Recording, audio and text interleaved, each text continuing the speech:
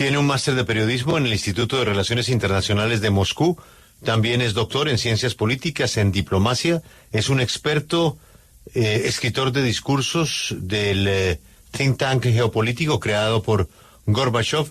Tiene muchos libros y creo que nos va a ayudar a entender muchísimo la situación que se vive en este momento en los 2 años de la invasión de Rusia a Ucrania. Juan Pablo, salude al profesor y diplomático Alexander Melnik y pregúntele si él considera que a este punto la guerra la va ganando Rusia.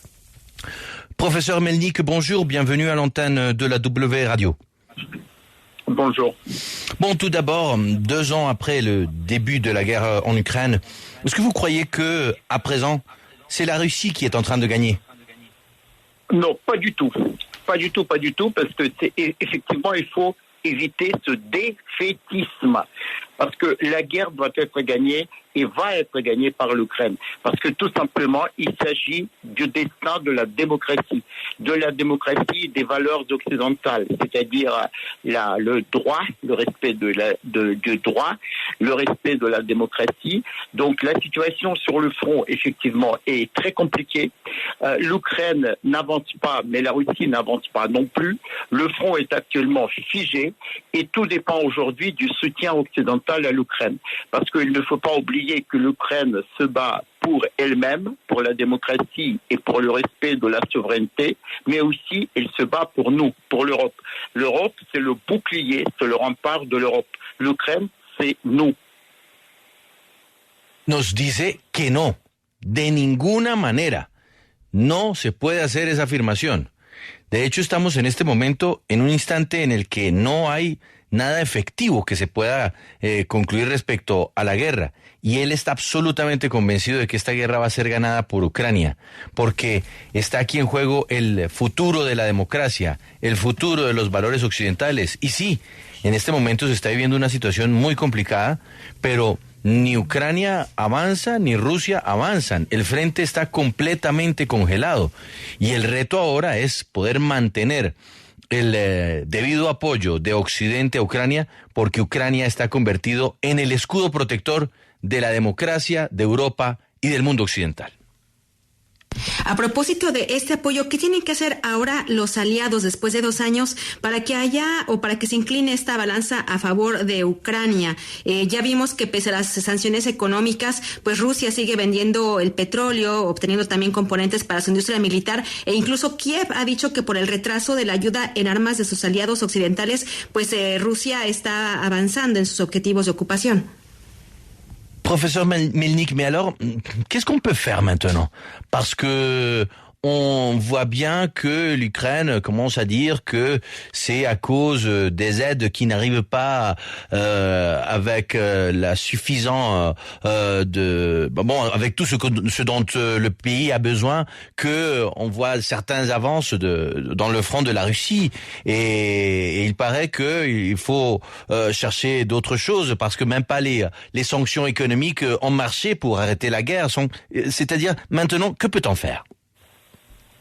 Que l'on peut faire, il faut être extrêmement ferme, il faut avoir une vision qui dépasse largement, une vision occidentale, européenne, qui dépasse largement la guerre d'aujourd'hui.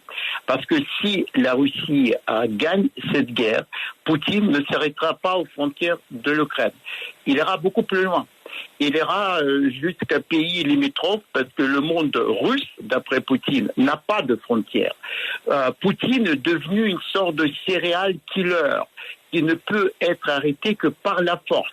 Il ne s'arrêtera que là où il sera arrêté. C'est-à-dire, il faut gagner cette guerre. Il faut gagner cette guerre sur le terrain militaire.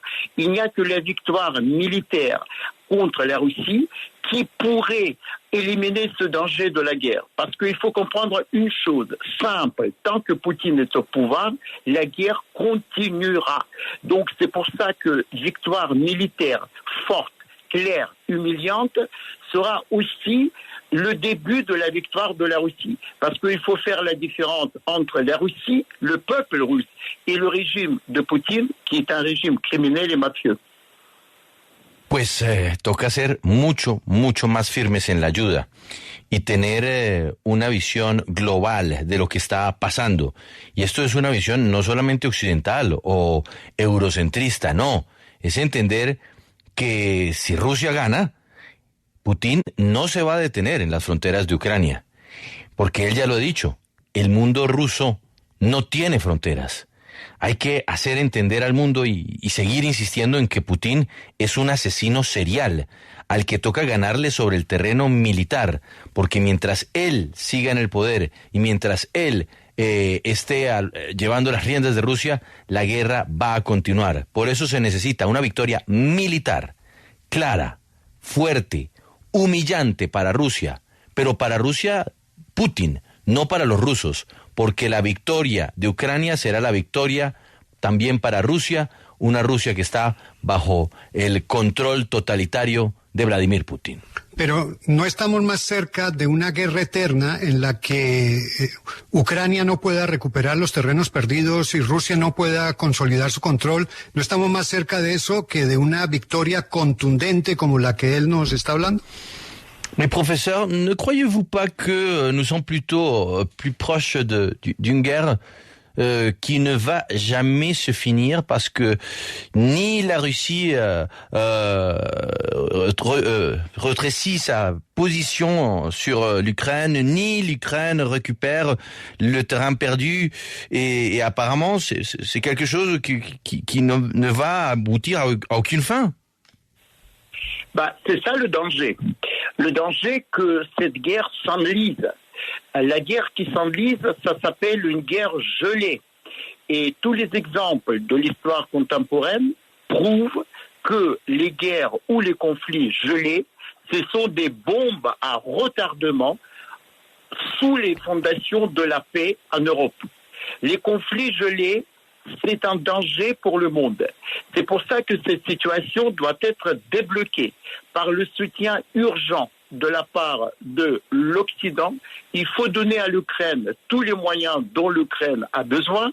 Il faut toujours garder à l'esprit le héroïsme du peuple ukrainien qui se battra jusqu'au bout pour défendre sa patrie et la démocratie.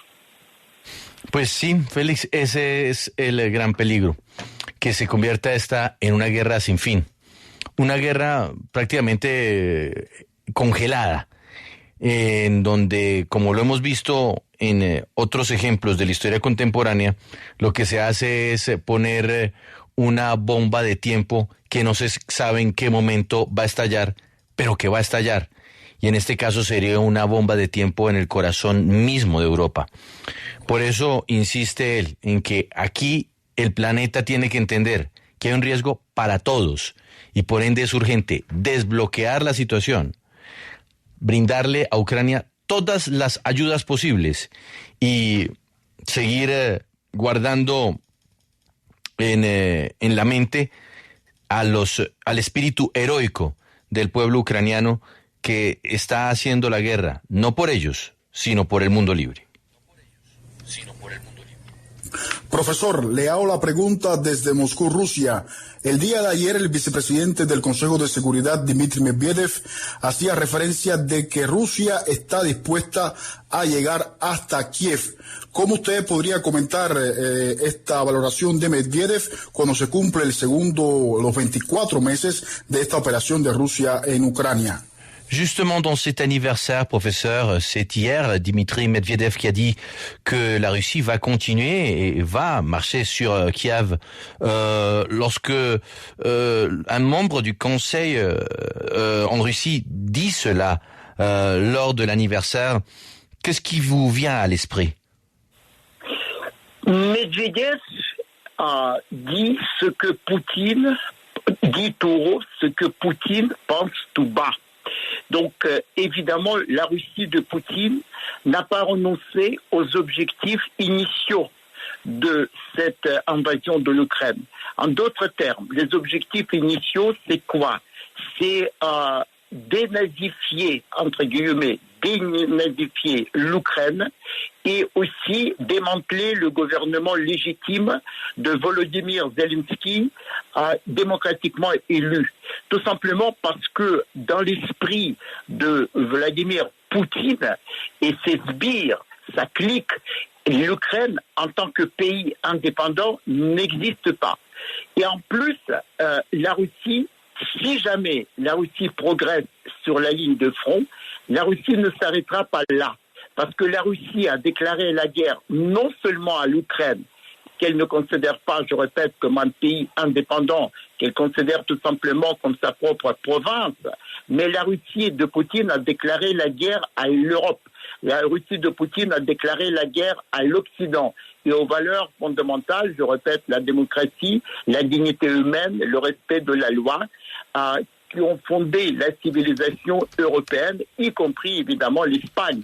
Donc c'est pour ça qu'il faut avoir cette vision historique, vision globale, vision géopolitique que j'ai déjà évoquée, et au-delà des péripéties de cette guerre, voir la perspective du monde de demain. Pues nos dice el profesor que lo que dice Dmitry Medvedev es lo que piensa Putin. Y es que para Putin y para la Rusia de Putin no se va a renunciar a ese objetivo inicial de hace 2 años, que recordemos cuáles son, desde la perspectiva de Putin: acabar con una Ucrania nazi, desmantelar el gobierno legítimo, y partiendo de una idea, y es que Ucrania, como país independiente, no debe existir. Entonces, lo que señala Medvedev no es más que el reflejo de lo que se sigue pensando en la Rusia de Putin, y es que hay una guerra, pero es una guerra contra Europa, una guerra contra Occidente, una guerra contra los valores de Occidente, como la democracia, como la dignidad humana, como el respeto a los derechos humanos. Y por eso hay que tener esta visión histórica, global, geopolítica, a la hora de enfrentar y entender lo que está pasando. Se acercan las elecciones presidenciales en Rusia. ¿Cómo valora el invitado las condiciones electorales que se dan y si debe la comunidad internacional reconocer los resultados? Très prochainement, il y aura des élections présidentielles en Russie. Qu'est-ce que vous croyez qui peut se passer, et est-ce que vous croyez que la communauté internationale pourrait peut-être ne pas reconnaître les résultats de cette élection? Évidemment, non seulement il ne faut pas reconnaître les résultats de cette élection, comme vous l'avez dit. Je n'emploie même pas le mot élection, parce que le mot élection, ça fait partie du vocabulaire démocratique. Il ne s'agit pas d'une élection, parce qu'il n'y a aucun débat contradictoire qui doit précéder toute élection. Où sont les opposants à Vladimir Poutine? Ils sont empoisonnés, ils sont emprisonnés, ils sont assassinés. Il ne s'agit pas d'une élection, il s'agit d'un canular, d'un gag de mauvais goût qui est synonyme de mépris de Vladimir Poutine pour son propre peuple. Évidemment, il ne s'agit pas d'une élection, il s'agit d'une reconduction automatique du mandat de Vladimir Poutine à vie. Donc c'est pour ça que cette élection entre guillemets, doit être rejetée par la communauté internationale. Poutine, ce n'est pas un politique, ce n'est pas un homme politique comme les autres. C'est un criminel, c'est un terroriste sous le mandat d'arrêt de la Cour pénale internationale. Il doit être traité como un terrorista. Pues claro, dice, el mundo entero no debe reconocer los resultados de esto que él no es capaz de llamar una elección. Él no va a utilizar la palabra o la expresión elecciones para referirse a lo que va a pasar en Rusia muy pronto, porque no hay elección. No hay un debate de en el que se den contradicciones. Los oponentes a Vladimir Putin o son envenenados, o son encarcelados, o son expulsados, o son perseguidos, porque es la muestra del absoluto menosprecio de Putin hacia su pueblo. Y lo que se va a vivir en los próximos días, pues sencillamente será un proceso a través del cual se estará garantizando el mandato vitalicio de Vladimir Putin de manera automática. Por ende, lo que se va a dar en Rusia tiene que ser rechazado por la comunidad internacional y sobre todo insistir en que Vladimir Putin no es un hombre político, sino un criminal que tiene que ser detenido por la Corte Penal Internacional y juzgado como un criminal. Última pregunta, Juan Pablo. Al comienzo él no aceptó que Rusia va ganando la guerra. ¿Aceptaría que quienes van ganando la guerra son las 5 multinacionales del petróleo que han multiplicado sus ingresos? Professeur, lors de notre première question et votre première réponse, vous avez dit qu'il ne faut pas accepter et même pas penser que la Russie est en train de gagner la guerre. Cependant, est-ce qu'on pourrait penser que ceux qui sont en train de gagner la guerre sont les 5 grandes entreprises du pétrole qui ont multiplié leurs profits grâce à cette guerre? Tout simplement parce que la Russie a basculé en économie de guerre. La Russie, c'est un pays autoritaire, à tendance dictatoriale, centralisée. Pour ce pays, il est très facile, à la différence des démocraties, de passer très rapidement en économie de guerre. Tout simplement parce que la guerre, ça fait partie de l'ADN de ce régime. Et ce qui se passe actuellement en Russie, les chiffres plutôt positifs qu'on a vu ces derniers temps, statistiques concernant l'état de l'économie russe, c'est un leurre. Tout simplement parce que d'abord, à long terme, dans le monde global, interconnecté, interdépendant du XXIe siècle, la guerre ne peut pas booster à long terme l'économie. C'est à court terme que l'économie russe, qui reste toujours une économie archaïque, basée sur les exportations de matières premières, sur les hydrocarbures, sur le pétrole, sur le gaz que vous avez évoqué, et avec la complexité des firmes, des sociétés occidentales qui contournent les sanctions et qui continuent à collaborer avec ce régime-là, cette économie russe présente un peu un colosse au pied d'argile, parce qu'il ne faut jamais oublier que le PIB de la Russie est comparable avec le PIB de votre pays, l'Espagne, et le PIB chinois aujourd'hui est 13 fois supérieur à celui de la Russie. Donc la Russie, c'est un colosse au pied d'argile. Professeur, merci beaucoup de nous avoir accompagnés ce matin à l'antenne de la W Radio. Une bonne journée. Merci a vous. Au revoir. Au revoir. Pues Julio, nos dice que esto se da porque Rusia logró hacer un salto muy rápido a la economía de guerra. Un país que al hacer este salto, pues termina presentando estas cifras tan positivas que fueron presentadas recientemente sobre el estado de la economía rusa. En un mundo globalizado como el que estamos, para los países más desarrollados, hacer un salto como este hacia la economía de guerra no es tan sencillo. Para Rusia, sí. Porque sencillamente por tener una economía basada en explotaciones primarias como el petróleo, como el gas, pues sencillamente mantener las exportaciones de la mano de algunas sociedades occidentales que le han dado la espalda a la responsabilidad de detener esta guerra, pues han logrado sostener a esta economía como un coloso de pies de barro. Pero él insiste en eso, es un coloso de pies de barro. Tanto así que el Producto Interno Bruto de Rusia se puede comparar con el de España, pero jamás podría llegar a compararse con el de un país realmente fuerte en términos económicos como la China. Y por eso el mundo entero tiene que entender que las cifras que estamos viendo, sí, son las de un coloso, pero de un coloso que se puede derrumbar.